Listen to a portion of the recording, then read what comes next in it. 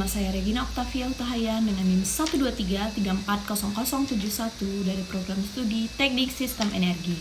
Di sini saya akan merangkum pertemuan keempat pertemuan Pancasila yang berjudul Pancasila sebagai Dasar Negara.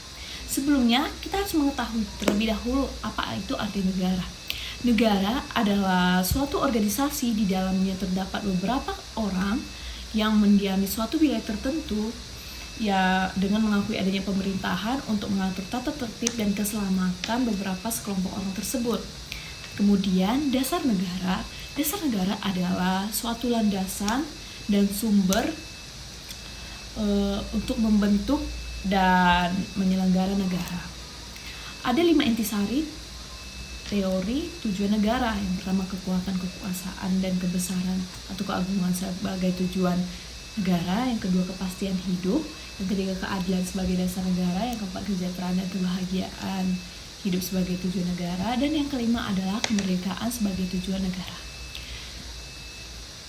Dasar negara itu sendiri menjadi secara teologis atau secara istilahnya dapat diartikan mengemukakan tentang jejak norma yang berkedudukan sebagai norma dasar dan norma hukum tertinggi yang selanjutnya dikenal dengan istilah status fundamental norm.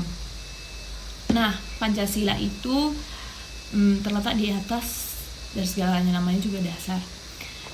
Setelah Pancasila ada pembukaan Undang-Undang Negara 1945, kemudian ada batang tubuh, ada tap MPR dan hukum yang tidak tertulis, ada undang-undang dan ada peraturan pelaksanaan dan peraturan otonomi. Dengan sumber yuridis, historis, sosiologis, dan politis tentang Pancasila sebagai dasar negara.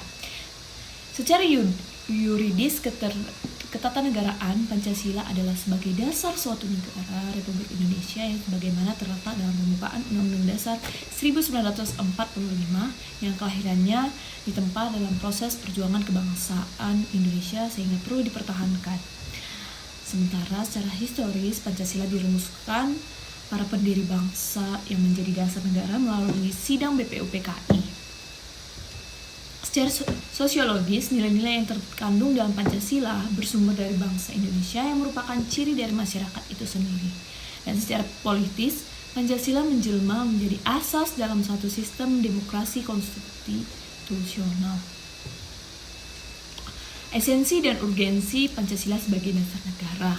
Seperti yang kita ketahui sebelumnya, Pancasila itu sebagai dasar negara yang dimana menjadi pedoman bagi penyelenggaraan bernegara. Maka konsekuensinya kita seluruh masyarakat Indonesia yang menyelenggara dalam Indonesia termasuk perundang-undangan harus mencerminkan nilai-nilai Pancasila. Oke, segitu saja resume dari pertemuan 4 tentang Pancasila sebagai dasar negara. Mohon maaf jika ada kesalahan kata. Saya ucapkan terima kasih.